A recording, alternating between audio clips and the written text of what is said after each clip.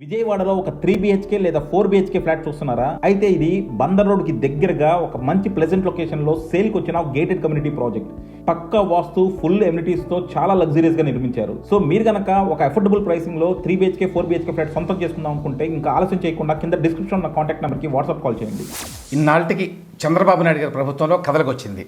Supreme court వేసినటువంటి సిట్ని ప్రభావితం చేయండి, ఇన్ఫ్లుయెన్స్ చేయండి, నేను చెప్పినట్టుగా ఆ సిట్ సభ్యులకి దర్యాప్తు సందర్భంగా మీరు సాక్ష్యం ఇవ్వండి అని చెప్పి ముఖ్యమంత్రి చంద్రబాబు నాయుడు గారు టీటీడీ అధికారులకు చెప్పారు అని చెప్పి సాక్షి పత్రిక వాళ్ళు ఒక కథనం రాశారు. దీని మీద నేను వీడియో చేశాను. ఇప్పుడు పెద్ద విశేషం ఏంటంటే నేను చేసినటువంటి ఈ వీడియో మీద మరి టీటీడీ వారు రెస్పాండ్ అయ్యారు, ప్రభుత్వం వారు రెస్పాండ్ అయ్యారు, సాక్షి పత్రిక మీద కేసు పెట్టారు ఈ తప్పుడు వార్త మీద. నేను మొన్న ఈ వీడియోని పెట్టాను. సుప్రీం సిట్ని మేనేజ్ చేయండి, సీఎం అన్నారంటూ సాక్షి కథనం అని చెప్పి ఈ వీడియో చేశాను నేను. చాలామంది చూశారు కూడా. ఇది బ్రహ్మోత్సవాల సందర్భంగా ముఖ్యమంత్రి గారు తిరుమల వెళ్ళారు. ఈ సందర్భంగా సహజంగానే మరి అధికారులందరితోటి ఆయన మాట్లాడతారు. ఆ సందర్భంగా ఒక ఫోటో వేసి 6వ తేదీన సాక్షి వాళ్ళు కథనం రాశారు. ఏమని? నేను చూసుకుంటా అని ముఖ్యమంత్రి చంద్రబాబు నాయుడు గారు అధికారులకు చెప్పారట. తిరుమల లడ్డూ కోసం వినియోగించిన నెయ్యి మీద మన స్టాండ్ ఏంటో మీకు తెలుసు కదా. సిబిఐ ఆధ్వర్యంలో ఏర్పాటయ్యే ఈ సిట్ బృందం విచారణకు వస్తే అందరూ ఒకే మాట చెప్పాలి, ఒకే మాట మీద ఉండాలి, ఈ మేరకి అందరికీ ట్రైనింగ్ ఇవ్వండి అని చెప్పి చంద్రబాబు నాయుడు గారు అధికారులతో అన్నట్టుగా రాశారు. ఇది నిజంగా కనుక జరిగి ఉంటే పెద్ద నేరం.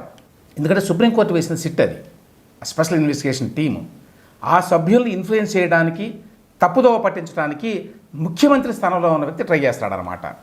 అందుకే ఆ వీడియోలో నేనేం చెప్పాను, ఇది నిజమో కాదో చెప్పాల్సిన బాధ్యత ప్రభుత్వానికి ఉంది.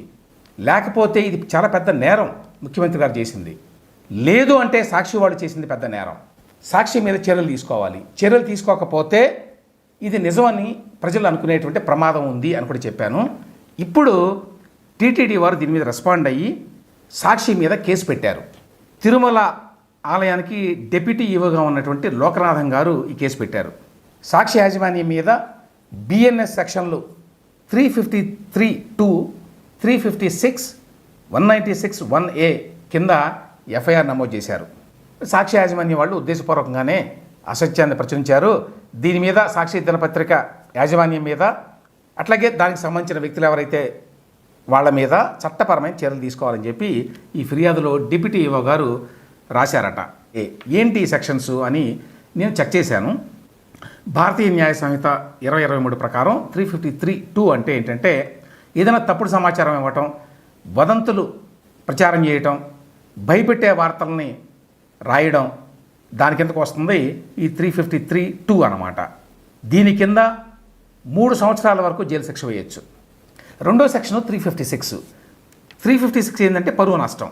ఏదైనా విషయాన్ని ఎవరైనా ప్రింట్ ద్వారా ప్రచారం చేసి తప్పుడు సమాచారాన్ని అందిస్తే దానివల్ల ఆ వ్యక్తి యొక్క పరువుకి నష్టం కలిగితే, ఇక్కడ చంద్రబాబు నాయుడు గారి పరువుకి నష్టం కలిగింది కదా, దానికి 2 సంవత్సరాల వరకు పొడిగించగల జైలు శిక్షణ విధించవచ్చు అని ఉంది 356 కింద. మూడవది 196(1)(a). దీని కింద ఎవరైనా సరే పదాల ద్వారా కానీ రాతల ద్వారా కానీ వివిధ వర్గాల మధ్య శత్రుత్వం, ద్వేషం ఇట్లాంటివి రెచ్చగొట్టినా, లేకపోతే ఏదైనా ప్రార్థనా స్థలానికి సంబంధించి తప్పుడు ప్రచారం చేసినా కూడా 5 సంవత్సరాల వరకు పొడిగించగల శిక్షని, జైలు శిక్షణ విధించవచ్చు అని ఉంది. సో చాలా పెద్ద శిక్షలే ఉన్నాయి దీని కింద. ఈ 3 సెక్షన్ల కింద ఇప్పుడు టీటీడీ వాళ్ళు ఈ కేసు పెట్టారు. డిప్యూటీ ఈవో లోకనాథం గారు ఏం రాశారంటే, సీఎం గారు వచ్చినప్పుడు బ్రహ్మోత్సవాల సందర్భంగా మీటింగ్ పెట్టిన మాట వాస్తవం, ఆ మీటింగ్కి నేను కూడా హాజరయ్యాను, సాక్షిలో ఏదైతే వచ్చిందో అదంతా పచ్చాబద్ధం, ఆయన అట్లా మాట్లాడలేదు. సో ఆ రకంగా ఈయన సాక్షి కూడా, ఆ డిప్యూటీ ఈవో లోకనాథం గారు సాక్షిగా కూడా ఉన్నారు అక్కడ. సో ఆ రకంగా ఈ కేసుకి చాలా బలం కూడా ఉంటుంది. ఇటువంటి విషయాల్లో సాధారణంగా ఇప్పుడున్నటువంటి కూటమి ప్రభుత్వం, ఎస్పెషల్లీ చంద్రబాబు నాయుడు గారు చాలా లిబరల్గా, చాలా లైట్గా, చాలా సాఫ్ట్గా వ్యవహరిస్తారు అనే విమర్శలు ఉన్నాయి. చాలామంది విమర్శిస్తున్నారు కూడా. ఈ వీడియో చేసినప్పుడు నేను ఒక మాట అన్నాను కూడా, ఇటువంటి సీరియస్ విషయాల్లో కూడా, సుప్రీంకోర్టు ఇన్వాల్వ్ అయినటువంటి విషయాల్లో కూడా, ఇక్కడ లోకల్గా పొలిటికల్ అంటే వేరే అనుకోండి, సుప్రీంకోర్టు వేసిన సిట్ మీద ఈ రకంగా కనుక ప్రచారం చేస్తే అది ఎంత ప్రమాదకరం. ఒకవేళ నిజమైతే చంద్రబాబు గారు పెద్ద తప్పు చేసినట్టు, అది అబద్ధమైతే సాక్షిని నిలదీయాలి, సాక్షిని బోన్లో నిలబెట్టాలి. ఆ పని కనుక ఈ ప్రభుత్వం చేయకపోతే వాళ్ళు ఒప్పుకున్నట్టే. అని కూడా అన్నాను నేను.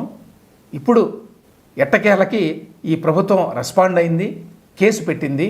ఈ కేసు చాలా బలమైన కేసు. వీళ్ళు కనుక ఫాలోఅప్ చేస్తే ఏ విధంగా ముందు చేస్తారో టీటీడీ వాళ్ళు చూడాలి మనం.